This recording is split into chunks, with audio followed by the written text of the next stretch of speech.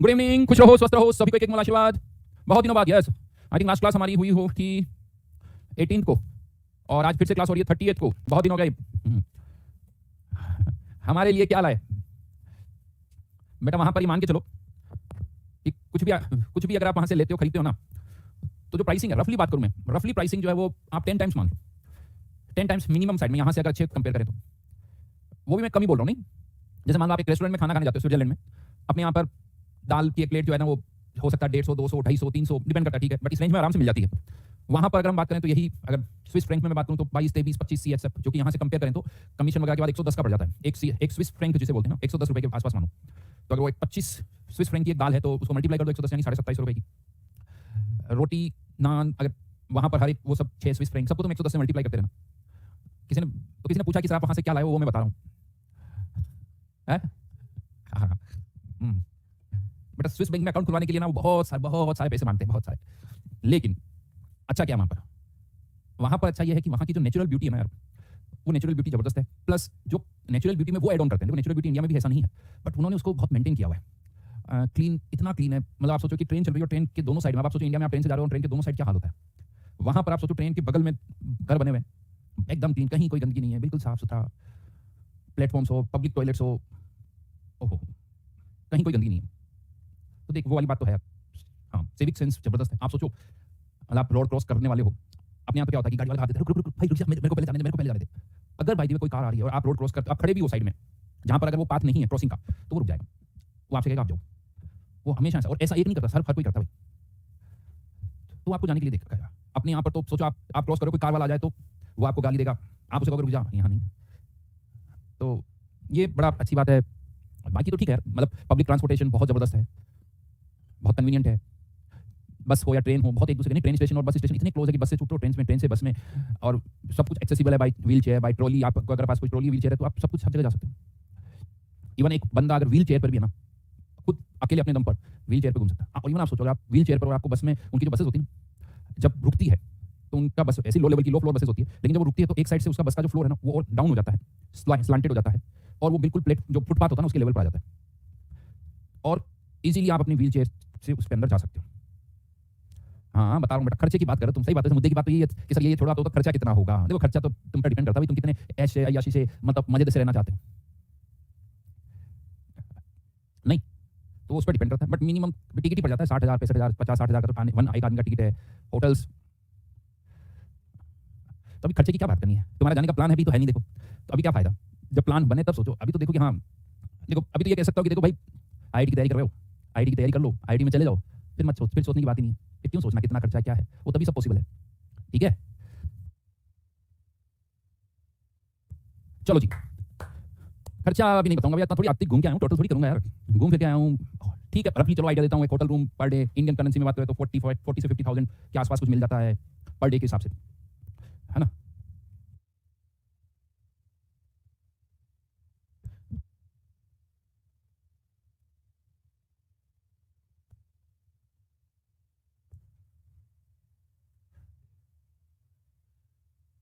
तो रफली इसके आसपास मान लो, खाने के आप पर पर्सन 8-10 हज़ार रुपये खर्चा मान सकते हो। या तो फिर आप अपने साथ क्या करो, यहाँ से खाने की पूड़ियाँ लेके जाओ, थेपले लेके जाओ, तो वहाँ पर आप उन्हीं पूड़ियों को खाओ, थेपले को खाओ, अचार खाओ, चटनी खाओ, इस तरह से कुछ जुगाड़ करो तो आपका खाने का खर्चा कम हो सकता है।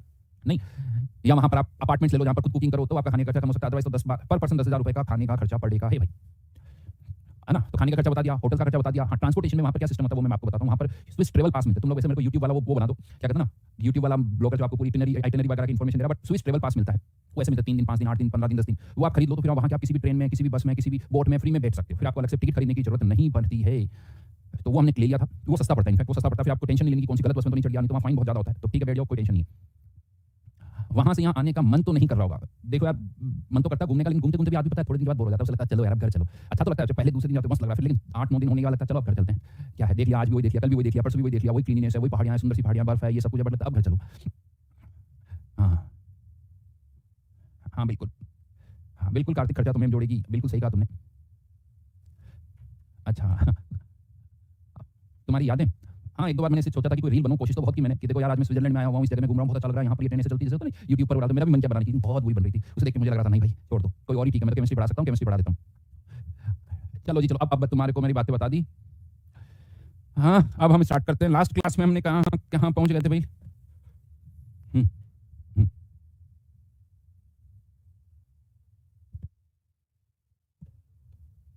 ओके।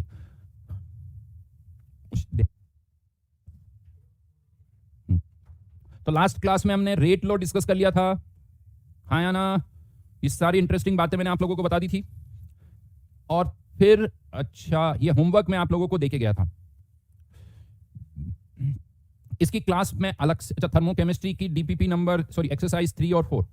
अच्छा चलो, मैंने तो अपनी सारी बातें बता दी, तुम भी बता दो। 10 दिन फिजिकल केमिस्ट्री में क्या किया तुम लोगों ने? कौन कौन सी एक्सरसाइज की, क्या स्टेटस है, ये भी तो बताओ।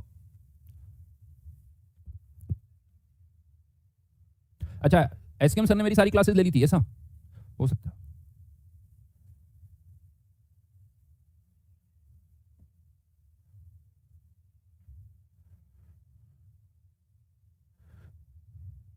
ओके ठीक। अरे भाई भाई भाई, कंप्लीट कर लिया बैकलॉग। चलो तो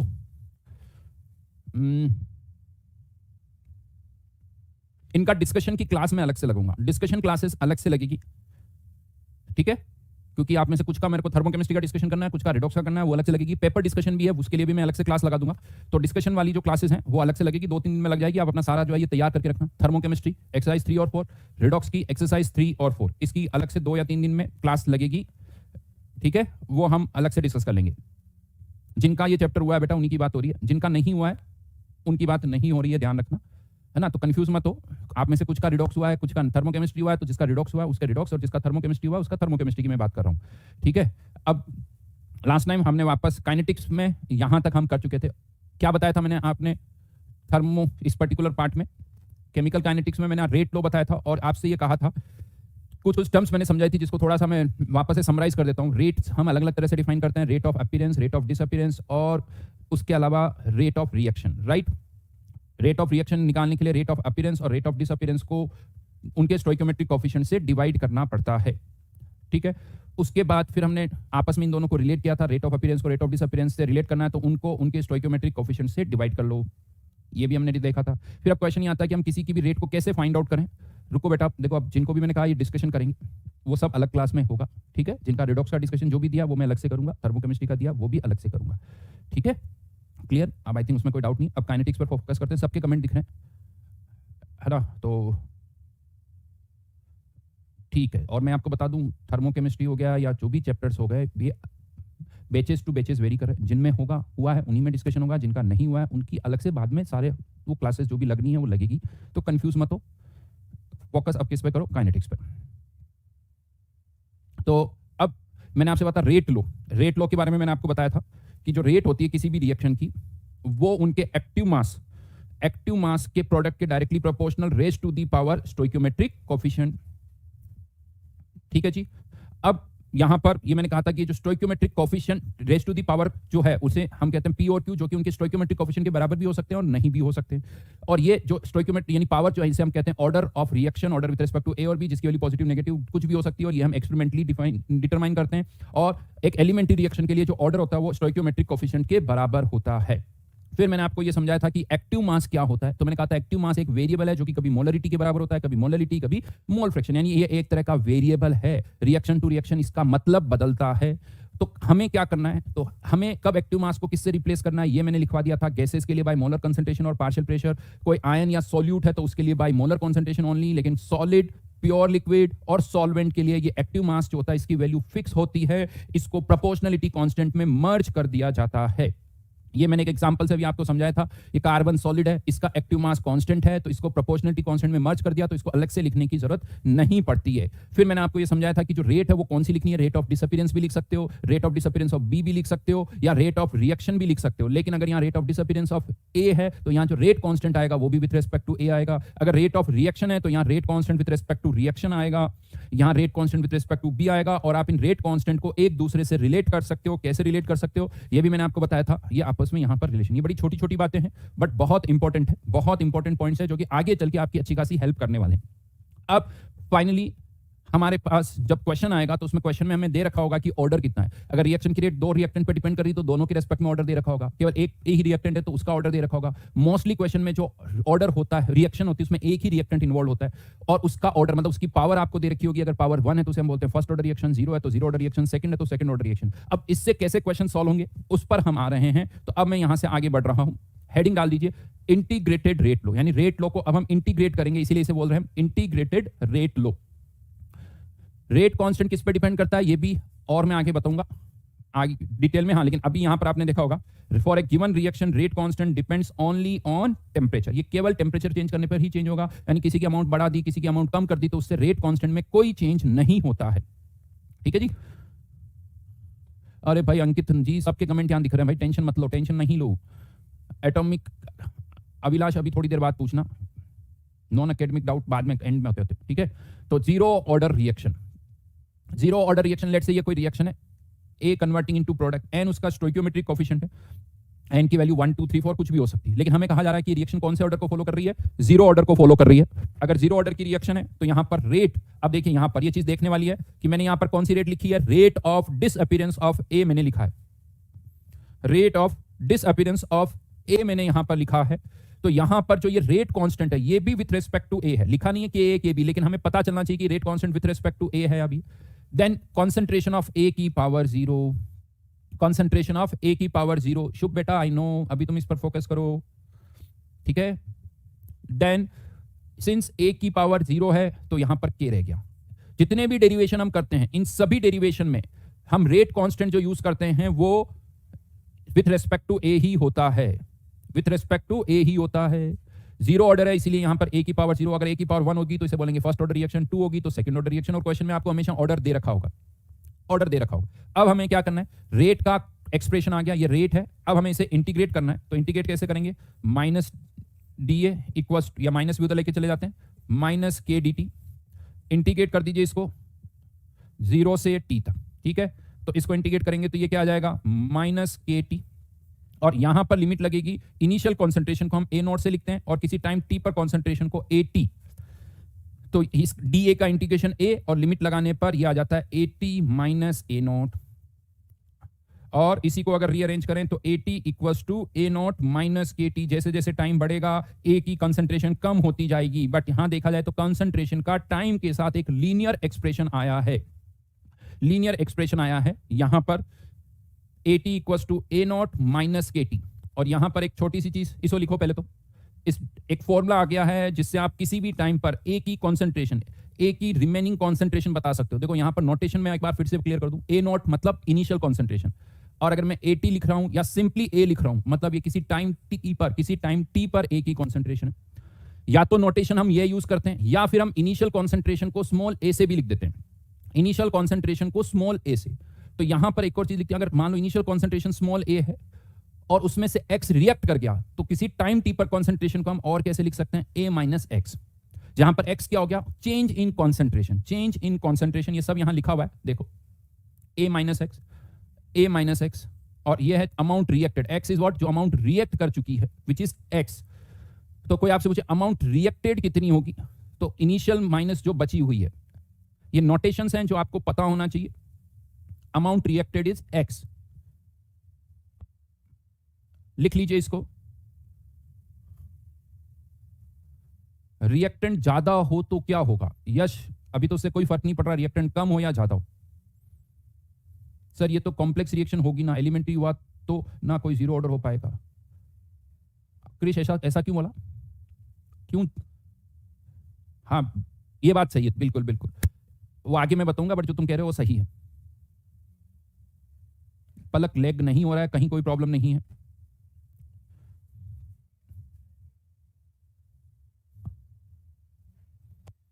वही फॉर्मूला है। अब इसमें क्या है, फॉर्मूला आप ऐसे भी याद रख सकते हो और एक्स की टर्म्स में भी याद रख सकते हो, because change in concentration, x क्या है, A naught minus A T, तो एक्स का फॉर्मूला क्या जाएगा, एक्स इक्वल्स टू के टी।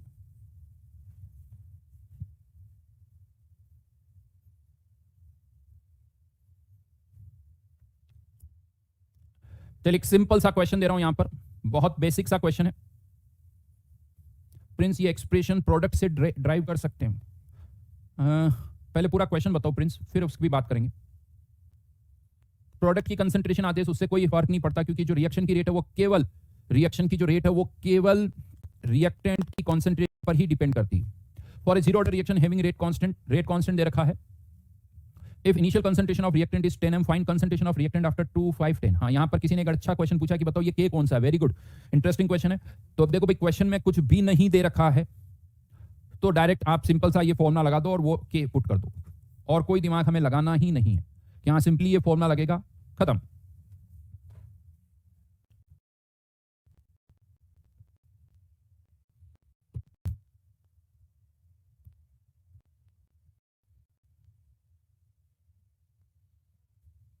बहुत बढ़िया, शानदार। लेकिन अब सोचो, बड़ा अच्छा क्वेश्चन, छोटा सा क्वेश्चन है, लेकिन इसके अंदर भी अगर आप देखोगे तो मैंने 3 टाइम पे पूछा, 2, 5 और 10। तो इनिशियल कॉन्सेंट्रेशन तो देखो 10 है ही है, माइनस के की वैल्यू 2 इंटू 2 मिनट्स पर 2 पुट कर देंगे, खत्म। 5 मिनट्स पर अगर आप देखोगे तो 5 मिनट्स पर क्या हो जाएगा, 2 के की वैल्यू इंटू 5, तो 5 मिनट्स पर रिमेनिंग कॉन्सेंट्रेशन कितनी हो गई, 0, यानी रिएक्शन कंप्लीट हो चुकी है। रिएक्शन कंप्लीट हो चुकी है। अब आप कहते हो कि 10 मिनट्स पर एक ही कंसंट्रेशन क्या होगी, तो फॉर्मूला लगाओगे तो नेगेटिव आ जाएगी, लेकिन नेगेटिव का कोई सेंस नहीं है, इसीलिए 10 मिनट्स पर भी कंसंट्रेशन 0 ही बोलोगे, आंसर -10 नहीं बोलोगे। समझ में आ रही मेरी बात? अगर आपका आंसर माइनस में आ रहा है, इसका मतलब रिएक्शन उससे पहले ही कंप्लीट हो चुकी है भाई, कोई कंसंट्रेशन नेगेटिव नहीं हो सकती। तो यहां पर इनफैक्ट आप देखो तो 5 मिनट जो है उसका कंप्लीशन टाइम हो गया, 5 मिनट्स जो है वो उसका कंप्लीशन टाइम हो गया। ठीक है, तो एक सिंपल सा क्वेश्चन था जीरो ऑर्डर से रिलेटेड, वो मैंने आपको बता दिया। अब इस जीरो ऑर्डर से रिलेटेड कुछ इंपॉर्टेंट पॉइंट्स हैं, यानी फाइनली इस क्वेश्चन का आंसर तो मैं लिख देता हूं 6, 0 और 0, ये इस क्वेश्चन का आंसर है, ध्यान रखना। ठीक है, अब आगे बढ़ रहे हैं, कुछ पॉइंट्स है जीरो ऑर्डर से रिलेटेड, वो मैं आपको बताता हूं। तो हेडिंग डालिए, characteristics of zero order reaction. हाँ बिल्कुल नमन, आफ्टर 5 मिनट्स, इस क्वेश्चन में आफ्टर 5 मिनट्स कोई भी कंसंट्रेशन पूछेगा तो सबका आंसर 0 होगा। Characteristics of zero order reaction, first point is unit of K, rate constant की यूनिट। ठीक है, यहां पर minus D upon D T equal to K into A की पावर एन। जीरो ऑर्डर के केस में इस एन की वैल्यू 0 हो जाएगी, फर्स्ट ऑर्डर में 1 होगी, सेकंड ऑर्डर में 2 होगी, राइट। अब आप देखो इसकी यूनिट तो फिक्स है, रेट की यूनिट क्या है, मोल्स पर litre per unit time, moles पर लीटर पर यूनिट टाइम, इसको मैं ऐसे लिख देता हूं टाइम इनवर्स। हमें किसकी यूनिट निकालनी है, के की, यूनिट ऑफ के। और इधर बात करें तो इसकी यूनिट अब ऑर्डर पर डिपेंड करेगी, मोल्स पर लीटर की पावर एन। तो ये यूनिट क्या निकल के आएगी, यूनिट ऑफ के, तो उसके लिए इसको इधर लेके जाना पड़ेगा, तो ये मोल्स पर लीटर की पावर 1 माइनस एन हो जाएगी। मोल्स पर लीटर की पावर 1 माइनस एन, देखिए इधर इसकी power 1 minus N into time inverse. और एक जीरो ऑर्डर के लिए इस एन की वैल्यू 0 हो जाएगी। तो इनफैक्ट आप ये कह सकते हो कि एक जीरो ऑर्डर के केस में तो ये ए की पावर 0, तो ये तो यूनिट है ही नहीं, तो जो रेट की यूनिट होगी वही रेट कांस्टेंट की यूनिट होगी। यानी जीरो ऑर्डर में रेट और रेट कांस्टेंट की यूनिट सेम होगी। इनफैक्ट जीरो ऑर्डर के केस में आप ये भी कह सकते हो कि रेट और रेट कांस्टेंट बराबर भी होते हैं, रेट और रेट कांस्टेंट बराबर भी होते हैं। तो एक जीरो ऑर्डर के केस में रेट कांस्टेंट की यूनिट जो होगी वो रेट की ही यूनिट होगी। तो अब कभी कभी क्या होता है, क्वेश्चन जब आता है ना तो बहुत बार ये लगता है सर इस क्वेश्चन में तो बता ही नहीं रखा कि ऑर्डर 0 है या 1 है या 2 है। तो यहां पर आप रेट कांस्टेंट की यूनिट देख के बता सकते हो कि ये ऑर्डर 0 है या 1 है या 2 है।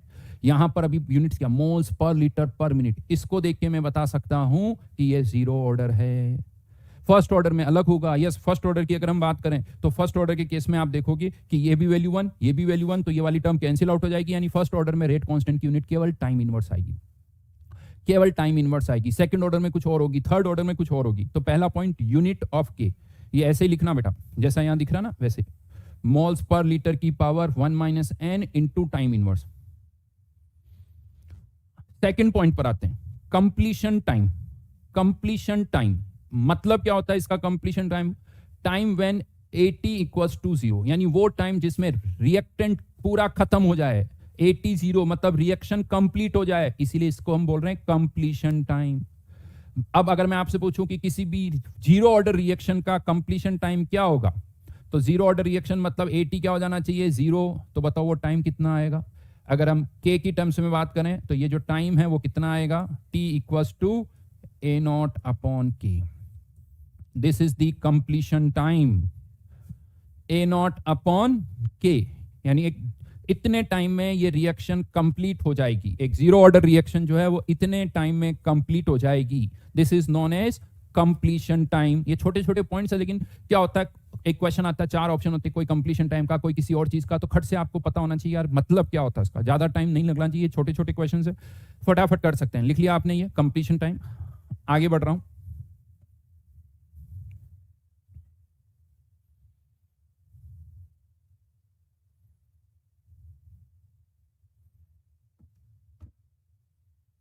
Then this is completion time. Third one, T half time. T half ऐसे लिखा जाता है, हाफ लाइफ टाइम भी लिखा जाता है, या इसको आप ऐसे भी लिख सकते हो T50%, मतलब वो टाइम जिसमें 50% रिएक्टेंट रिएक्ट कर जाए, time in which 50% reactant reacts, आधा, T हाफ। अब बताओ ये टाइम कितना आएगा सर, मतलब इस बार AT की वैल्यू कितनी हो जानी चाहिए, आधी, मतलब A not by two, A not by two. फिर से फॉर्मूला लगाओ, बिल्कुल सही। राजकिशोर जी किसी और ऑर्डर का आंसर दे रहे हो, यशराज, कबीर सही है, सोनाक्षी का आंसर सही है, संदीप, अफरान, अजिंक्या, रूपम, भव्य, नमन। टी हाफ की वैल्यू पूछिए बेटा, अनन्या, प्रताप, ये सबके जो सही से आंसर आ रहे हैं उनके मैं नाम ले रहा हूं, आर्यन, अजय, अभिलाष, गौरव, अब नाम अब फटाफट बहुत आने लग गए भाई, मोहित, पुलकित,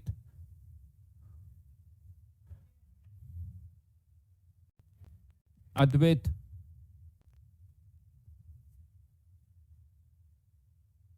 बिल्कुल सही। कुछ नहीं करना, फॉर्मूले में फिर से ये वैल्यूज पुट करनी है, A naught minus K T, और इस बार ये टी हाफ हो जाएगा, सॉल्व कर लो तो ये वैल्यू आ जाती है A naught upon 2k, A naught upon 2k। इसमें अब आपको याद क्या रखना है वो मैं बताता हूँ। ये एक जीरो ऑर्डर के लिए फॉर्मूला, देखो ऐसे ही फॉर्मूले फर्स्ट ऑर्डर में भी आएंगे, सेकंड ऑर्डर में भी आएगा, लेकिन डिफरेंस होगा। बट इसमें देखें तो जो टी हाफ है वो इनिशियल कॉन्सेंट्रेशन के डायरेक्टली प्रोपोर्शनल है, मतलब अगर इनिशियल कॉन्सेंट्रेशन ज्यादा है तो टी हाफ भी ज्यादा होगा। इसको ऐसे समझो, लेट्स से एक कंटेनर में इनिशियल कॉन्सेंट्रेशन है 200 और एक कंटेनर में 100 इनिशियल कॉन्सेंट्रेशन। अब अगर मैं आपसे कहता हूं कि यहां 100 से 50 होने में लेट्स से 10 मिनट्स का टाइम लगता है, 10 मिनट्स का टाइम लगता है, तो 200 से 100 होने में कितना टाइम लगेगा बताओ? 100 से 50 होने में 10 मिनट्स का टाइम लग रहा है, तो 200 से 100 होने में कितना टाइम लगेगा? बिल्कुल बढ़िया जी, सही बोल रहे हो, यस। यहां 10 मिनट्स, क्योंकि यहां कंसंट्रेशन डबल हो गई तो टी हाफ भी डबल है, क्योंकि के की वैल्यू तो चेंज हो नहीं रही है, के की वैल्यू चेंज नहीं हो रही है, तो यहां पर ये टाइम कितना होगा? 20 मिनट्स। या उल्टा बोल दूं, यहां 20 मिनट्स तो यहां 10 मिनट्स, कंसंट्रेशन इनिशियल आधी तो टी हाफ भी आधा हो गया, टी हाफ भी आधा हो जाएगा। ठीक है, अब इससे आगे कैसे यूज करना वो भी अभी मैं आपको समझाऊंगा। अब जैसे यहां टी हाफ एक टर्म डिफाइन की जिसे हम कहते हैं 50%, एक और टर्म डिफाइन करते हैं T3/4 विच इज 75%, यानी टाइम जिसमें 75% रिएक्शन कंप्लीट हो जाए, 75% रिएक्शन। अब मतलब 80 कितना 75% रिएक्ट कर जाए तो बचा हुआ कितना रह जाए? A0/4।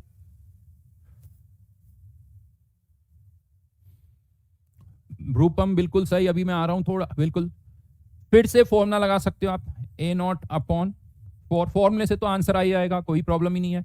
AT equals to A0 minus KT, तो यहां से आप अपना आंसर निकाल सकते हो T3/4 which is 3/4 upon A0/K। लेकिन अब यही आंसर एक दूसरे तरीके से बताता हूं, यही आंसर एक दूसरे तरीके से मैं आपको बताता हूं, कैसे वो सुनना। ये दूसरा तरीका जो है ये काफी इंटरेस्टिंग है, अभी तो थोड़ा मुश्किल लगेगा लेकिन यूज करोगे तो ज्यादा अच्छा आएगा। ठीक है, ये तो हमने लिख ही दिया है। हाँ, इसको चाहो तो तुम टी हाफ की टर्म्स में भी लिख सकते हो। टी हाफ की टर्म्स में कैसे? 3/2 इंटू A0/2K, तो ये वैल्यू अब क्या हो जाएगी 3/2 इंटू टी हाफ। अब मैं यहां पर आपको इसी चीज को दूसरे तरीके से समझाता हूं। 75% रिएक्शन हो रही है, उसको आप ऐसे सोचो कि पहले 50% रिएक्शन हुई और फिर कितने परसेंट हुई बताओ देखें। पहले 50% और फिर वापस से 50%, 25 नहीं। एक्चुअली अगर आप कहीं पे भी देखोगे ना, जैसे आजकल मार्केट में आप जाओ ना, डिस्काउंट्स होते हैं ऐसे 50% प्लस 20% डिस्काउंट ऐसे लिखा होता है। क्या इसका मतलब 70% डिस्काउंट हो गया? नहीं भाई, क्या उनको एडिशन नहीं आता कि 50 प्लस 20 70 लिख दें? उनको भी आता है भाई। इसका मतलब पता है क्या होता है? पहले 50% डिस्काउंट करो, फिर जो अमाउंट बची उस पर 20%, यानी 100 पर आपने 50% डिस्काउंट कर दिया तो 50 रुपीज, और 50 का 20% यानी 10, यानी टोटल ये डिस्काउंट 60% ही होता है। तो अगर आप इस तरह से टुकड़ों में परसेंटेज बोल रहे हो ना, तो मतलब बचे हुए का 20%। समझ में आ गई मेरी बात? ठीक है। तो अगर ऐसा नहीं कि कहीं 50% प्लस 50% लिखा हुआ है तो अरे चलो चलो यार फ्री में मिल रहा है, क्या ये फ्री में है? नहीं है। कितना हुआ ये? और ऐसा होता है, बहुत जगह होता है भाई सब। बैंक में भी जब परसेंटेज अलग अलग बोले जाते हैं ना, तो यही मतलब होता है। इवन इनकम टैक्स में भी ऐसा बोला जाता है 30% की स्लेब है, प्लस टैक्स के अलावा वो सेस बोलते हैं 10%, 20%, वो बचे हुए रिमेनिंग इसी पे काउंट होता है। कभी कह सकते हो टैक्स पे टैक्स काउंट होता है। तो ये कहलाता है दिस इज नथिंग बट 75%। समझ में आया मेरी बात? 50% प्लस 50%, यानी बचे हुए का 50। मान लो आपके पास 100 रुपए है, 50% डिस्काउंट तो 50 बचे, 50 पर फिर 50% खर्च हो गए तो 25 ही खर्च हुए। 50 का 50% मतलब 25 खर्च हुए, तो टोटल कितने खर्च हो गए? 75%, है ना? हाँ बेटा धीरज, बिल्कुल सही कह रहे हो तुम। सीए मैम ने फाइनेंस सिखा दिया, बिल्कुल सिखा दिया भैया। लेकिन कुछ चीजें ज्यादा सीख जाओ ना तो कभी कभी बड़ी टेंशन होने लगती है, तो फिर दिमाग ज्यादा चलता है उसमें कि हाँ और ऐसे करें ऐसे करें। चलो खैर, अभी तो अब T3/4 की मैं बात कर रहा हूं, ये कैसे आएगा वो समझाता हूं। तो T3/4 इसको ऐसे सोचो, 75% रिएक्शन में कितना टाइम लगेगा? तो पहले 50% रिएक्शन में कितना टाइम लग रहा है और फिर 50% रिएक्शन में कितना टाइम लग रहा है? फर्स्ट टी हाफ, और इसे हम बोलते हैं सेकंड टी हाफ। दो टी हाफ, पहले 50% फिर 50%। तो अभी जस्ट मैंने आपको एक फॉर्मूला बताया था कि जो टी हाफ होता है वो इनिशियल कॉन्सेंट्रेशन के डायरेक्टली प्रोपोर्शनल है। तो जैसे ही 50% रिएक्शन होगी, अब कंसेंट्रेशन आधी हो गई, तो जो नेक्स्ट टी हाफ होगा वो पहले वाले टी हाफ का हाफ होगा। जैसे 200 से 100 होने में कितना टाइम लगा? 20 मिनट्स। तो 100 से 50 होने में, क्योंकि अब कंसेंट्रेशन आधी हो गई, तो अब टी हाफ जो होगा वो 10 मिनट्स ही होगा, यानी सेकंड टी हाफ जो होगा वो फर्स्ट टी हाफ का हाफ होगा। तो ये मैं ऐसे लिख सकता हूं, ये सेकंड टी हाफ जो है वो half of first T half. तो ये टोटल कितना आ गया? 3/2 टी हाफ। ये लेकिन हर एक ऑर्डर के लिए स्टोरी बदलेगी। ये 0 ऑर्डर के लिए है, फर्स्ट ऑर्डर के लिए स्टोरी कुछ और होगी, सेकंड ऑर्डर के लिए स्टोरी कुछ और होगी। मजा तब आएगा जब आप यही चीज फर्स्ट ऑर्डर में पढ़ोगे, यही चीज सेकंड ऑर्डर में पढ़ोगे, तब आपको मजा आएगा कि ये क्या है, हम ऐसा क्यों सोच रहे हैं। तो अभी दिमाग में ये होना चाहिए कि हाँ first T half, second T half, ऐसे चाहो तो आप थर्ड टी हाफ भी कर सकते हो, थर्ड टी हाफ भी कर सकते हो, ऐसा नहीं है। बट सोचना है क्या होगा अगर मैं आपसे कुछ इसके बाद एक और टी हाफ होगा तो क्या होगा, तो वो इसका और आधा हो जाएगा, यानी वो सेकंड टी हाफ का आधा हो जाएगा। तो 50%, फिर 50% रिएक्शन हो गई तो 75%, फिर 50% रिएक्शन हो गई तो 25 का 50 यानी 12.5। बिल्कुल सही कहा मणिकांत, वाह गुड सौरभ। तो 87.5 यानी first T half, third T half तक रिएक्शन कितनी होगी पता है? 87.5। उसे हम लिखते हैं T7/8। बिल्कुल सही कर रहे हो तुम, ये बात होती है इंटरेस्टिंग। हाँ सर ने इतना बढ़ाया, हम और आगे बढ़े, तो T7/8 वो टाइम वो आ जाएगा। खैर आगे हम इसको देखेंगे क्वेश्चन में, अभी तो आगे बढ़ रहा हूं मैं। नेक्स्ट ये मैंने यहां पर लिख दिया, वही जो चीज मैं अभी आपको बता रहा था 50 मिनट्स, तो यहां पर 25 मिनट्स। ये फर्स्ट टी हाफ, ये सेकंड टी हाफ, तो ये हो गया 3/2 टाइम्स टी हाफ। कुछ और छोटे छोटे से पॉइंट्स उसकी बात करते हैं। नेक्स्ट पॉइंट यानी फिफ्थ पॉइंट, पहला पॉइंट क्या था याद है आपको? Unit of rate constant. दूसरा पॉइंट क्या था? Completion time. तीसरा पॉइंट क्या था? T half. चौथा पॉइंट क्या था? T3/4। पांचवा पॉइंट क्या है? जो 0 ऑर्डर रिएक्शन है उसमें रेट इक्वल्स टू के है, क्योंकि एक की पावर तो 0 हो गई, तो रेट जो है वो कांस्टेंट है। तो एक 0 ऑर्डर रिएक्शन की रेट टाइम के साथ या कंसंट्रेशन के साथ चेंज ही नहीं हो रही है, यानी एक रिएक्शन की रेट फिक्स है। मतलब इसको ऐसे समझो कि पहले 1 मिनट में अगर 10 मोल्स रिएक्ट करते तो नेक्स्ट 1 मिनट में भी 10 मोल्स रिएक्ट करेंगे, फिर नेक्स्ट 1 मिनट में भी 10 मोल्स रिएक्ट करेंगे, फिर नेक्स्ट 1 मिनट में भी 10 मोल्स रिएक्ट करेंगे। रेट चेंज नहीं होगी, जो भी रेट है वो फिक्स रहेगी। दैट इज जीरो ऑर्डर, यानी rate is independent of concentration as well as time. Continuously fix रहे, वो चेंज हो ही नहीं रही है।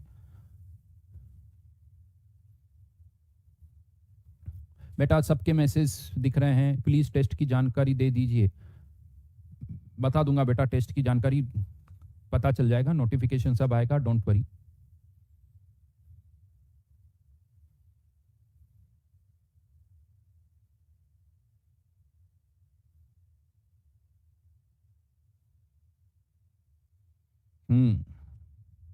ठीक है जी, अभी आगे बढ़ रहा हूं। तो रेट कांस्टेंट है, इसको अब हम और कैसे सोच सकते हैं, इसको हम और कैसे सोच सकते हैं वो मैं आपको बताता हूं। अगर रेट कांस्टेंट है, चेंज नहीं हो रही, तो देखो t इक्वल्स टू 0 पर मान लो कंसंट्रेशन है 100, किसी टाइम t में इसमें से 10 मोल्स रिएक्ट कर गए तो बचा हुआ कितना है 90। तो अब आप कह सकते हो नेक्स्ट t टाइम में भी 10 मोल्स ही रिएक्ट करेंगे, यानी 80 हो जाएगी। नेक्स्ट t टाइम में कंसंट्रेशन 70 हो जाएगी, क्योंकि हर t टाइम में कितनी अमाउंट रिएक्ट करेगी 10। तो कॉन्सेंट्रेशन जो है वो एक 100, 90, 80, 70 अगर देखा जाए तो एक एपी कंस्टिट्यूट हो रही है। रिमेनिंग कॉन्सेंट्रेशन में क्या बन रही है, एक एपी बन रही है।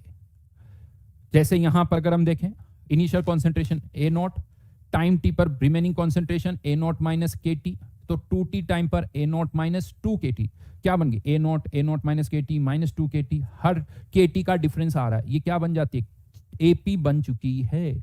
तो लिखिए 6 point concentration of reactant after equal interval of time constitute an AP with common difference minus KT, with common difference minus KT।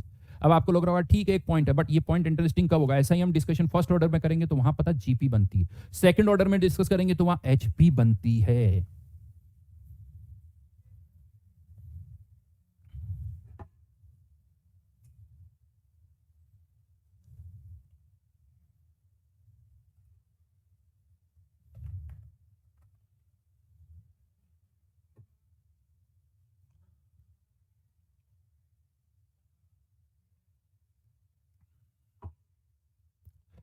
हाँ कार्तिक कह सकते हो, जीरो ऑर्डर में तो किसी भी टाइम पर रेट फिक्स है, वो चेंज हो ही नहीं रही है।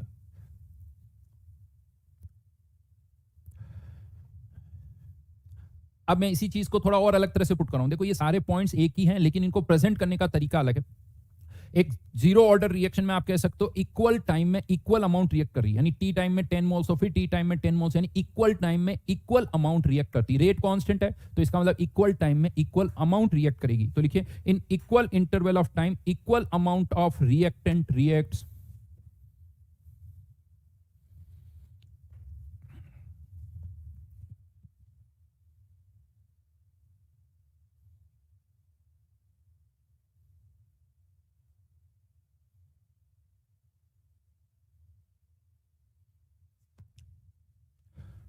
नेक्स्ट पॉइंट पर आ रहा हूं, जीरो ऑर्डर से रिलेटेड अब हम कुछ कर्व्स प्लॉट करने वाले हैं। 4 तरह के कर्व्स हम प्लॉट करेंगे, rate versus time, eighty versus time, x amount reacted versus time and T half versus A note. ये चारों कर्व्स हमें प्लॉट करने। अब आप मुझे बताओ रेट वर्सेस टाइम का कर्व एक जीरो ऑर्डर के लिए कैसे होगा। इस पर बहुत सारे क्वेश्चन बनते हैं, ये भी मैं आपको बता दूं, चाहे जेई मेंस हो चाहे जेई एडवांस हो, डायरेक्ट ऐसे क्वेश्चन आते हैं। 4 कर्व बना दिए जाते हैं, पूछ लिया जाता है बताओ कौन सा जीरो ऑर्डर का है, कौन सा फर्स्ट ऑर्डर का, कौन सा सेकंड ऑर्डर का है।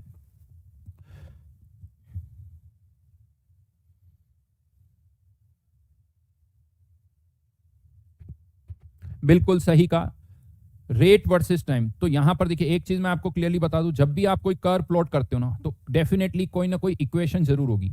अब आप देखिए रेट जो है, रेट का कोई फॉर्मूला सोचो जिससे आप रेट निकाल सकते हो, तो ये फॉर्मूला रेट का, और रेट किसके बराबर है के। इसमें कोई टाइम की टर्म नहीं है, कोई कॉन्सेंट्रेशन की टर्म नहीं है, रेट क्या है कांस्टेंट, तो ये कर्व ऐसा आएगा। और ये जो इंटरसेप्ट है वो भी किसके बराबर होगा, के बराबर होगा। जो इंटरसेप्ट है वो किसके बराबर हो जाएगा, के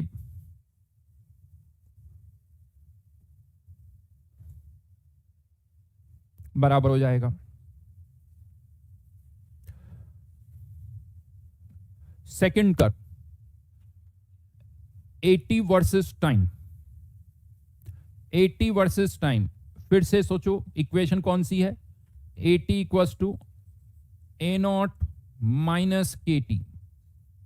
तो ये तो हमारा हो गया y, ये हो गया हमारा x। तो कर्व कैसा आएगा, स्ट्रेट लाइन, और ये माइनस के इसका क्या हो जाएगा, स्लोप। और ये कर्व एक स्ट्रेट लाइन होगी, x एक्सिस को जहां कट कर रहा है, इस टाइम को हम क्या बोलेंगे पता है, completion time. Completion time.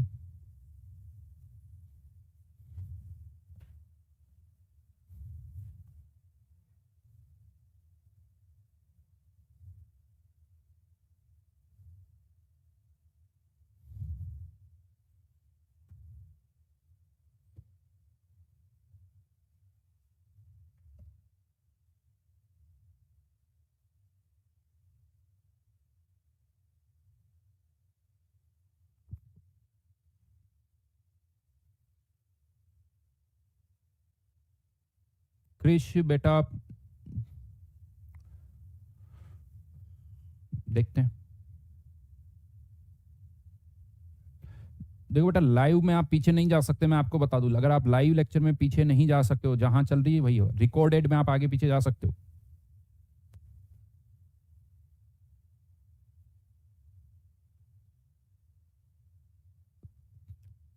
Then third curve किसके बीच में था,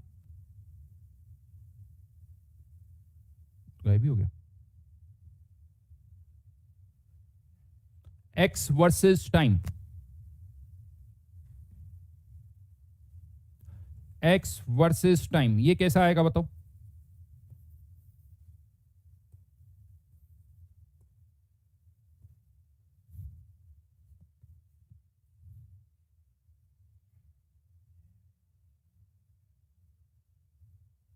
बिल्कुल सही, स्ट्रेट लाइन आएगा। Formula X versus X equals to KT।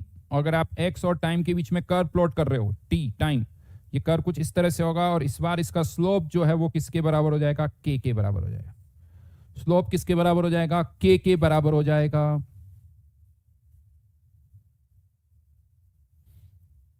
देखो बेटा पढ़ाते वक्त मैं इधर उधर की बातों का रिप्लाई नहीं करता हूं। अगर आपको कुछ और बातें पूछनी तो लास्ट के 5 मिनट्स में पूछ लेना।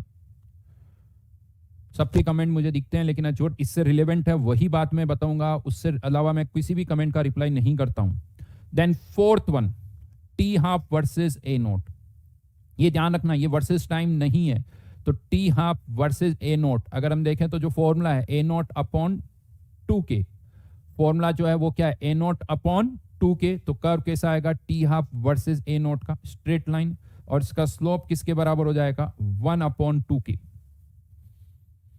स्लोप हो जाएगा 1 अपॉन 2K। ध्यान रखना ये एक्स एक्सिस में टाइम नहीं है। ये सब कर्व पता क्या फील दे रहे हैं कि जैसे जैसे टाइम बढ़ रहा है एक्स की वैल्यू बढ़ रही है।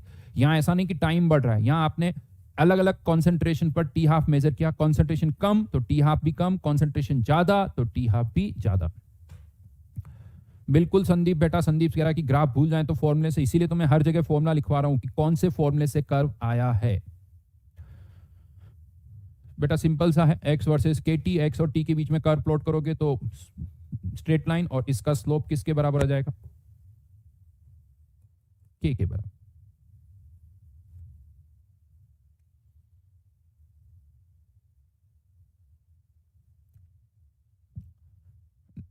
ठीक है,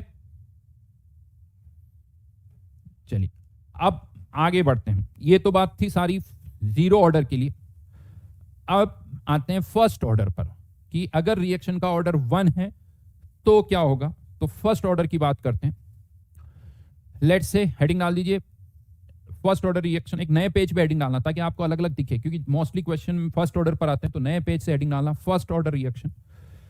रिएक्शन में यहां पर भी मैं मान रहा हूं एक ही रिएक्टेंट है, लेकिन उसका कोफिशिएंट 1 2 3 4 कुछ भी हो सकता है। रिएक्शन एलिमेंट्री भी हो सकती है, कॉम्प्लेक्स भी हो सकती है, हमें नहीं पता, बट क्वेश्चन में हमें उसका क्या दे रखा है, ऑर्डर दे रखा है, और ऑर्डर कितना है 1। तो इस बार यहां पर जब हम रेट लिखेंगे तो यहां a की पावर 0 नहीं, a की पावर 1 लिखी गई है। अब आपको इसको इंटीग्रेट करना होगा, तो इस बार माइनस DA अपॉन A इधर आ गया, K इंटू DT। इधर तो लिमिट वही 0 से T, और इधर लिमिट A0 से AT, A0 से AT। 1/a का इंटीग्रेशन कितना होता है, ln a, लिमिट लगाओगे तो क्या आ जाएगा, ln at upon a naught equals to minus K T, और इसी को अगर हम रीअरेंज करें तो A T equals to A naught E की power minus K T. Graph में रेट देखो बेटा, प्रिंस पूछा कि ग्राफ में रेट का कर्व वैसे ही आएगा, चाहे वो रेट ऑफ डिसअपीयरेंस हो चाहे रेट ऑफ अपीयरेंस हो, वैल्यूज वेरी कर सकती है, 2 टाइम्स हो सकता है, 3 टाइम्स हो सकता है, लेकिन कर्व चाहे रेट ऑफ डिसअपीयरेंस का प्लॉट करो, रेट ऑफ अपीयरेंस का करो, रेट ऑफ रिएक्शन का करो, कर्व वैसा ही दिखेगा।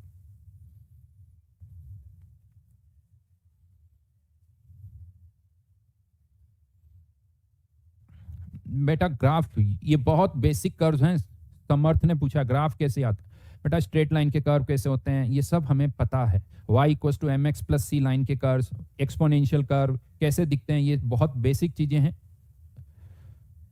किसी ने पूछा ई कैसे आ गया, अब यार ये तो मैं नहीं बता सकता कि ये ई कहां से आया है, गजब गजब। ln y equals to X, तो y इक्वल्स टू ई की पावर एक्स। पुलकित अभी जीरो ऑर्डर के कोई एग्जांपल्स अभी नहीं बता रहा हूं, कुछ है लेकिन वो मैं बाद में बताऊंगा, अभी ये देखो केवल।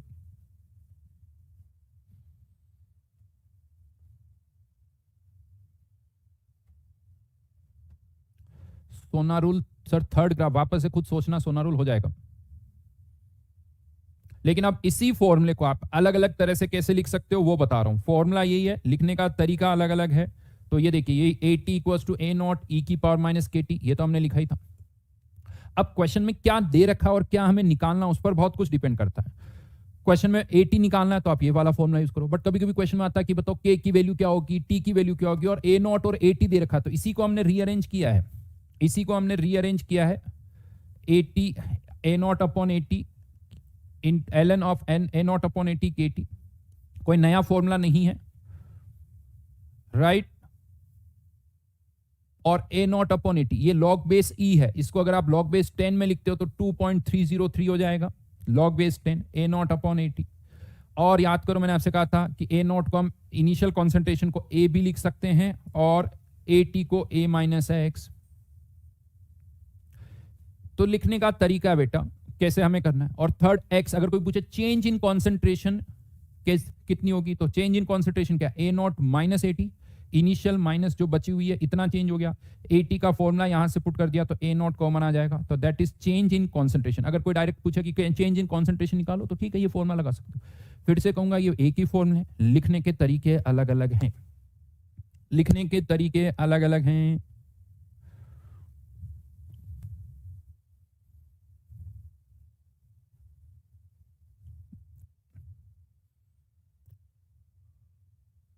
चलिए क्वेश्चन करते हैं, बड़े छोटे छोटे क्वेश्चन है देखो, लेकिन बहुत इंपॉर्टेंट पॉइंट्स मैं समझा रहा हूं ताकि हम आगे रुके ना, स्पीड हमारी बढ़ती जाए। ये छोटे छोटे क्वेश्चन सीरियसली ये बहुत बेसिक क्वेश्चन है, हो सकता है आप कैसे हो कि जेई मेंस में भी इनके आने के चांसेस कम ही होते हैं, बट कभी कभी आ जाते हैं, लेकिन इनको करने से क्या होता है कि आगे के जो हमारे स्पीड है वो बढ़ जाएगी। For a first order reaction concentration reduces from 10 to 2.5 m in 23.03 minutes, find rate constant. Rate constant की वैल्यू फाइंड आउट करनी है। अब थोड़ा सा आपको सोचना है, के की वैल्यू फाइंड आउट करनी, क्या क्या दे रखा है वो आपको अच्छी तरह से देखना है। सही लिखा हुआ आदित्य बेटा, ए नॉट अपॉन 80 होगा, माइनस साइन हट गया वहां से।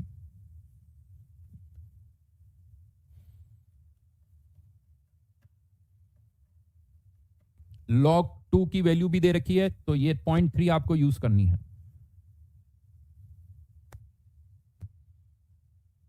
हर्ष बेटा अगर 2 से ज्यादा रिएक्टेंट होंगे तो स्टोरी बिल्कुल अलग होगी, या 2 रिएक्टेंट होंगे वो बाद में सोचेंगे, अभी केवल ये सोचो कि एक ही रिएक्टेंट है।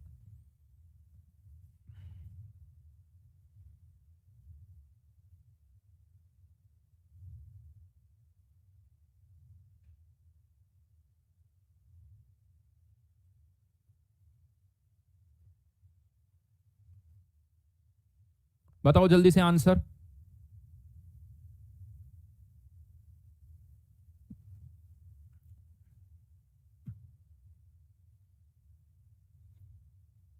.06 मोस्टली आंसर ये दिख रहा है, बट कुछ का 6 भी दिख रहा है, किसी का कुछ और भी दिख रहा है आंसर।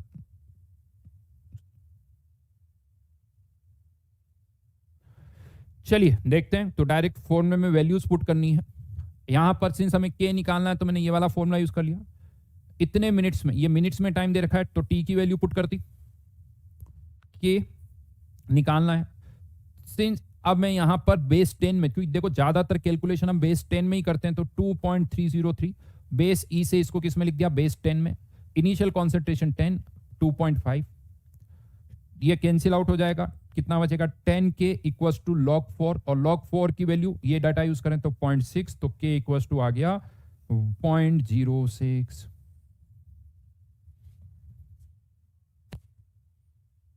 के इक्वल्स टू आ गया 0.06। हाँ ये मान के अच्छा बता दूं, अगर जो 12th में उनके लिए बोर्ड में भी काइनेटिक्स का चैप्टर है और उनमें भी ये क्वेश्चन आता है इसी तरह। तो कुल मिला के अब मैं आपको यहां से समझाता हूं। देखा जाए तो यहां पर है ना 4 वेरिएबल, एक के, एक टी, ए नॉट और ए टी। इसमें से अगर हमें 3 पता है तो चौथा हम फाइंड आउट कर सकते हैं। जैसे इस क्वेश्चन में टी पता था, ए नॉट पता था, ए टी पता था, तो के निकाल लिया। 4 में से 3 पता है तो कोई भी चौथा पैरामीटर आप फाइंड आउट कर सकते हो, ये आपको ध्यान रखना है। क्लियर, समझ में आ रही मेरी बात? अब वो कुछ भी हो सकता है। किसी क्वेश्चन में के दिया होगा तो टी निकालना होगा, किसी क्वेश्चन में के पता है, टी पता है, ए नॉट पता है तो वो ए टी भी निकालना पड़ सकता है। तो इस तरह से क्वेश्चन वेरी कर सकते हैं। चलो एक और क्वेश्चन पर आते हैं जो थोड़ा सा अलग है।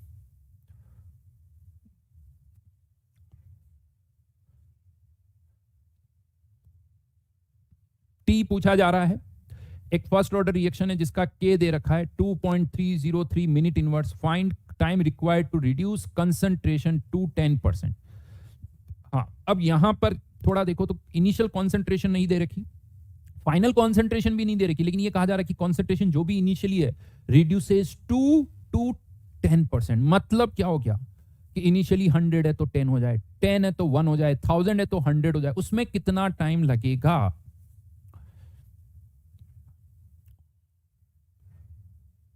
बढ़िया, एक ही बार आंसर लिखो यार, बार बार मत लिखो। दिव्यांश बेटा, यही तो बस ये सा लगता है मेरा ही आंसर दिखना चाहिए, बाकी किसी के आंसर दिखने ही नहीं चाहिए। मैं ही लिखूंगा आंसर 1 1, 10 बार आंसर डालूंगा।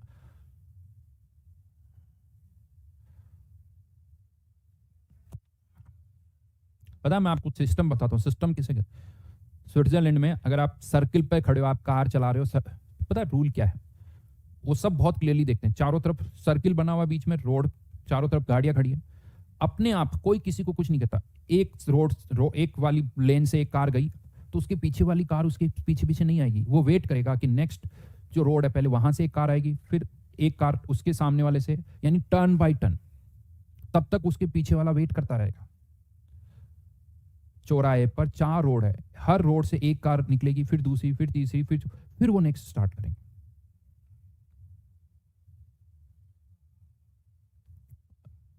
अब देखो यहां पर क्या आदमी को लगता है बस मेरा ही आंसर दिखना चाहिए, वही आंसर बस 20 बार वो पुट कर देगा, ठक खट खट खट। इवन एक और चीज बताता हूँ भाई साहब, शहर में कार चल रही है, वहां पर बसेस चल रही है, सब कुछ चल रहा है, हॉर्न की आवाज ही नहीं आती। लिटरली मैं बता रहा हूँ, कल मैं जब वापस आया ना, घर पर सो रहा था, तो मुझे पहले प्रॉब्लम नहीं होती थी हॉर्न से, लेकिन कल मेरे को रात को लग रहा था कि यार इतना हॉर्न क्यों बज रहा है, इतना हॉर्न क्यों बज रहा है, पों पों पों पों पों। वो 2 दिन बाद खैर मैं भी नॉर्मल हो जाऊंगा, मुझे भी आदत हो जाएगी, लेकिन मान वहां ऐसा नहीं कि अरे तू हट, मेरे को जाना, हॉर्न बजाया जा रहा। चलो वापस इस पर आते हैं। अब इस क्वेश्चन को, अब आप कहोगे सर हमें इनिशियल कॉन्सेंट्रेशन नहीं पता, तो देखिए आप इनिशियल कॉन्सेंट्रेशन मान लो, ए नॉट की वैल्यू ए मान लेता हूं, अभी मैं पहले आपको ऐसे समझा रहा हूं। तो क्या कहा जा रहा है कि कॉन्सेंट्रेशन रिड्यूसेस टू, इसको ध्यान रखना, यानी 10% रह जाए, तो ए का 10% मतलब 0.1 ए रह जाए, यानी ए नॉट और ए टी की वैल्यू पता चल गई। के आपको दे रखा है 2.303, टी आपको निकालना है साहब। तो फिर से फॉर्मूला लगा दो, टी इक्वल्स टू के की value 2.303, K into T equals to 2.303 log. अब यहां पर formula A naught upon A T, तो ए अपॉन 0.1 इंटू ए, तो ए वाली टर्म क्या हो गई, कैंसिल आउट होगी। ए वाली टर्म कैंसिल, log 10 हो गया 1, ये इससे कैंसिल आउट हो गया, तो t equals to log 10 which is 1 minute. अब यहां पर आप इनिशियल कॉन्सेंट्रेशन 1 ए लेते हो, बी लेते हो, 100 लेते हो, 1 लेते हो, कोई डिफरेंस नहीं आएगा, क्योंकि वो ए वाली टर्म तो क्या हो रही है, कैंसिल आउट ही हो रही है। तो ज्यादा अच्छा है कि यहाँ ए बी ना लेके हम जब भी इस तरह के परसेंटेज वाले क्वेश्चन आए ना, तो इनिशियल कॉन्सेंट्रेशन आप 100 ले लो, वो ज्यादा आसान है। इनिशियल 100 मान लो ताकि लिखने में ज्यादा आसान हो। अच्छा, इनिशियल 100 रिड्यूसेस टू 10, तो 100/10 कर लो। ध्यान रखना, रिड्यूसेस टू है, बाई होगा तो आंसर बदल जाएगा, बाई लगाओगे तो आंसर बदल जाएगा। समझ में आ रही मेरी बात? तो ज्यादातर इन क्वेश्चन में आप इनिशियल कॉन्सेंट्रेशन क्या ले लो, 100 ले लो। अब मैं आपको यहीं पर बताता हूं, बहुत सारे क्वेश्चन में प्रॉब्लम क्या आती है वो समझाता हूं। यहां पर तो दे रखा है कि बताओ कंसंट्रेशन को इतना रिड्यूस होने में कितना टाइम लगेगा। कभी कभी क्वेश्चन ऐसे भी आ जाते हैं कि 10 मिनट्स में कंसंट्रेशन कितनी रिड्यूस होगी, 20 मिनट्स में कितनी होगी, 30 मिनट्स में कितनी होगी। यानी आपको के दे रखा है, टी दे रखा है, लेकिन पूछा जा रहा है कितने परसेंट रिएक्शन होगी। अब कितने परसेंट रिएक्शन होगी तो भी आप इनिशियल कॉन्सेंट्रेशन कितनी मान लो, 100 मान लो, तो उससे क्या आ जाएगा, टी आ जाएगा। यानी मान लो 80 100 माना, ए नॉट 100 माना, 80 की वैल्यू 20 आ गई, इसका मतलब 80% रिएक्शन हो गई। तो अगर कोई आपसे पूछे कि कितने परसेंट रिएक्शन होगी, तो उन क्वेश्चंस में भी इनिशियली आप 100 कॉन्सेंट्रेशन मान सकते हो। समझ में आ रही मेरी बात? तो यहां पर अब मैं और क्वेश्चन आपको दे रहा हूं, लेकिन इसमें एक और चीज मैं आपको बताता हूं। ये जो फॉर्मूला है के T equals to ln AT/A0, अब मैं इसको थोड़ा सा उल्टा लिख रहा हूं, AT/A0। देखो AT छोटा होता है, A0 बड़ा होता है, तो ये वैल्यू 1 से कम होगी तो यहाँ माइनस आएगा। चलो माइनस इधर लगा देता हूँ, A0/AT लिखता हूं तो माइनस नहीं आता है, बट AT/A0 लिखाऊंगा तो माइनस आएगा। ये AT/A0 क्या है? AT क्या है, बची हुई कंसंट्रेशन, A0 क्या है, इनिशियल कंसंट्रेशन। तो AT/A0 को पता आप क्या बोल सकते हो, फ्रैक्शन रिमेनिंग। क्या बोलते हो आप, फ्रैक्शन रिमेनिंग। और इसको अगर मैं 100 से मल्टीप्लाई कर दूं तो वो हो जाता परसेंटेज रिमेनिंग। परसेंटेज रिमेनिंग, तो इसको हमें बोलना फ्रैक्शन रिमेनिंग, कितना फ्रैक्शन रह गया है। परसेंटेज रिमेनिंग निकालना है तो इसको 100 से मल्टीप्लाई कर दो। बट अब आपसे कोई कहे कि फ्रैक्शन रिएक्टेड निकालो, तो फिर क्या निकालेंगे, तो फ्रैक्शन रिमेनिंग, फिर उसको 100 में से माइनस कर देंगे या 1 में से माइनस कर देंगे, तो फ्रैक्शन रिएक्टेड भी आ जाएगा, परसेंटेज रिएक्टेड भी आ जाएगा। समझ में आ रही मेरी बात? हाँ या ना? आपको अगर फ्रैक्शन पता है तो परसेंटेज निकाल सकते हो, परसेंटेज पता तो फ्रैक्शन निकाल सकते हो। अगर मैं कहता हूं कि रिमेनिंग फ्रैक्शन 1/5 है, तो परसेंटेज कितना होगा, इनटू 100, तो 20% रिमेनिंग। फ्रैक्शन पूछा जाएगा तो 1/5, परसेंटेज पूछा जाएगा तो 20%। समझ में आ रही मेरी बात? AT/A0, फ्रैक्शन जो बचा हुआ है, दैट इज फ्रैक्शन 1। और देखो फ्रैक्शन टोटल 1 होता है, परसेंटेज टोटल 100 होता है। समझ में आ गई? फ्रैक्शन में जब आप बात करते हो तो टोटल 1 लेते हो, परसेंटेज में हमेशा टोटल 100 आएगा। और रिएक्टेड और रिमेनिंग का परसेंटेज हमेशा 100 होगा, और रिएक्टेड और रिमेनिंग का फ्रैक्शन हमेशा 1 के बराबर होगा। एक और क्वेश्चन दे रहा हूं, अब ये ध्यान रखना, इसी पर बेस्ड एक और क्वेश्चन दे रहा हूं।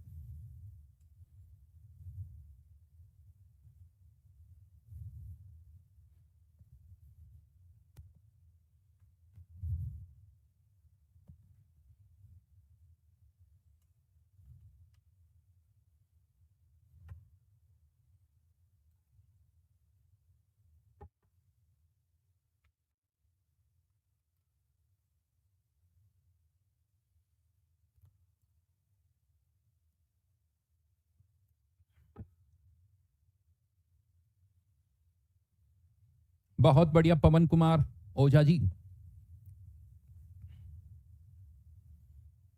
देखो आपसे तो तीसरा क्वेश्चन दे रहा हूं, पहले एक क्वेश्चन में दूसरे क्वेश्चन में डिफरेंस देखना आप।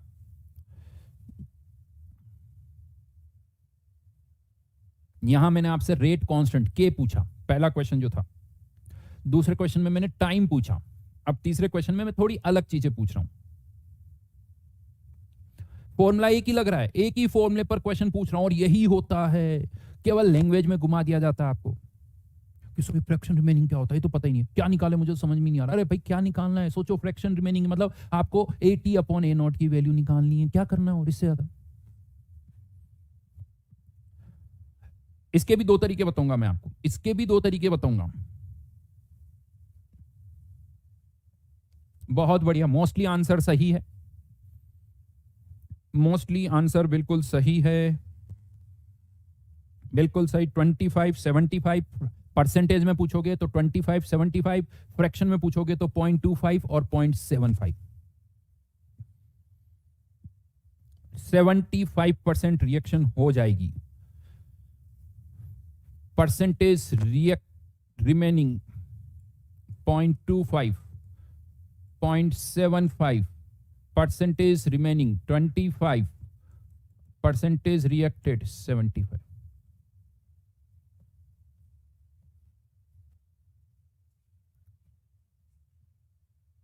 वैसे मैं दो तरीके बोल रहा हूं, लेकिन दो तरीके हैं नहीं, ये भी मैं आपको बता दूं।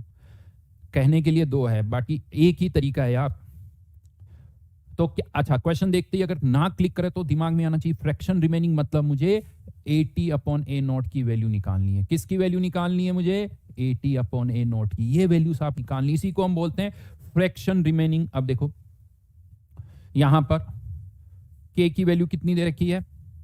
ln2, और टाइम कितना है? 2 मिनट्स। तो ln2 इंटू 2 को अंदर लेके तो ln4 हो गया, हाँ या ना?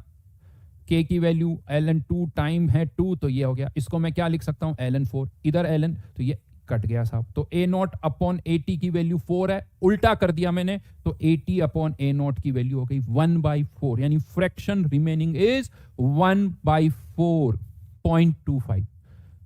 ये बचा हुआ है, तो रिएक्ट कितना कर गया? 0.75। ये फ्रैक्शन रिमेनिंग, ये फ्रैक्शन रिएक्टेड, राइट।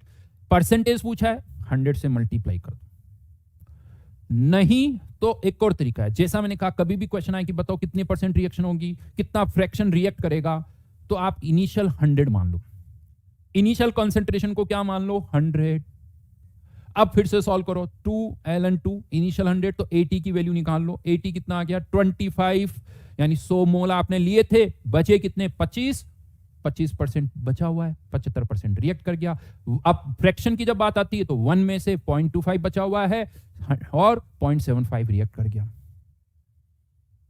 अजिंक्य, और तो मैं उल्टा बोलूंगा, जो टफ, दोनों तरीके से करना। ऐसा लगना चाहिए सर आप बोलो जिससे कर देता हूं, जो आपको टफ लगे उससे करो, लेकिन इसमें दोनों में कोई टफ है नहीं, तरीका पता होना चाहिए। ये लैंग्वेज ही है बेटा जो एग्जामिनर घुमा देता है और फिर हम उसमें उलझ जाते हैं, और जो होते हुए क्वेश्चन है वो भी नहीं हो सकता। हाँ, वो रेशियो भी पूछ सकता है, तीर्थ ने रेशियो टाइप भी कुछ क्वेश्चन पूछ सकता है, ऐसी कोई प्रॉब्लम नहीं। फिर फ्रैक्शन पता, 1/4 रिएक्शन हो जाए, 2/3 रिएक्शन हो जाए, क्वेश्चन ऐसे भी आ सकते हैं, बताओ 1/4 रिएक्शन होने में कितना टाइम? 1/4 मतलब 25% रिएक्शन होने में कितना टाइम लगेगा?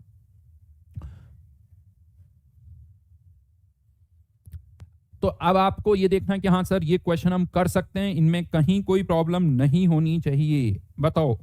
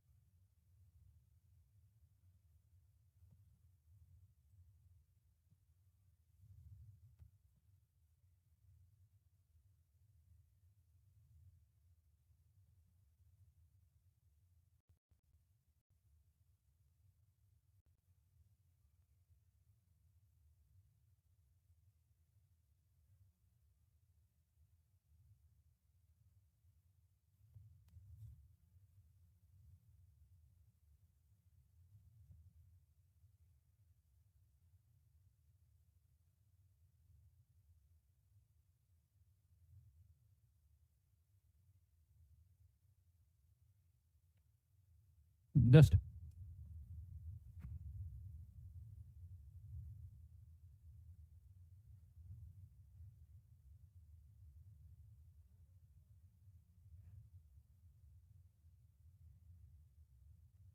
तो होमवर्क दे रहा हूं आपको नेक्स्ट क्लास का, डीपीपी नंबर 3 और 4। ये जीरो ऑर्डर की है और ये फर्स्ट ऑर्डर पर है, जीरो ऑर्डर और फर्स्ट ऑर्डर। फर्स्ट ऑर्डर अभी पूरा हुआ नहीं है, लेकिन फिर भी मैंने एक डीपीपी आपको दे दी है। आसान है वैसे तो, कहीं कोई प्रॉब्लम नहीं आएगी, बट फिर भी और आगे देखेंगे, हो जाएगी। वैसे बड़े छोटे छोटे क्वेश्चन है, ट्राई करो। अच्छा डीपीपी 2 नहीं दी क्या? डीपीपी 2 दे तो दी थी यार मैंने।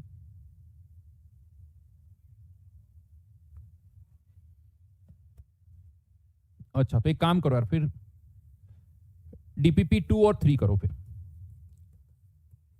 डीपीपी 3 बाद में करेंगे, ठीक है?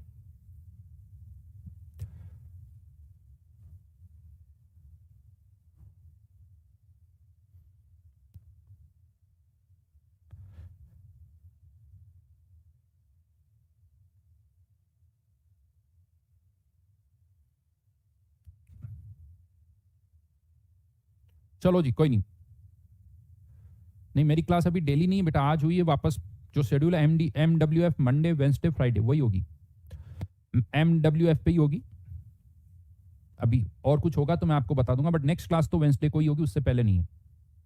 अगर कुछ चेंजेस होंगे तो नेक्स्ट टाइम बताऊंगा, बट नेक्स्ट क्लास वापस परसों 4 बजे ही होगी, ठीक है? Bye bye.